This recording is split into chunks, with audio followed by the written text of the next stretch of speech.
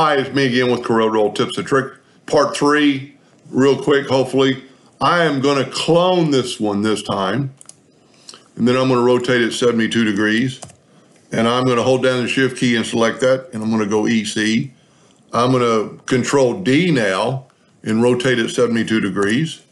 Hold down the Shift key and grab that and EC. I'm going to Control D, rotate it 72 degrees. And the advantage of this, hold down the Shift, EC, and we're going to be able to change it in real time, all of them, and just kind of see what it looks like. Hold down the Shift, EC.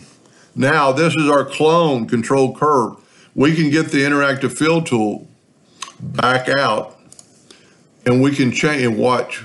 Look what it does. You know, you can completely change things. You know, you could bring in a blue over here. Let's turn the other one to red or green. Let's put a red in the middle, and you get a totally different look, but you get to look at it in real time, what it's going to look before you rotate it around. That's pretty cool. Anyway, I hope that helped a little bit, and thank you for watching.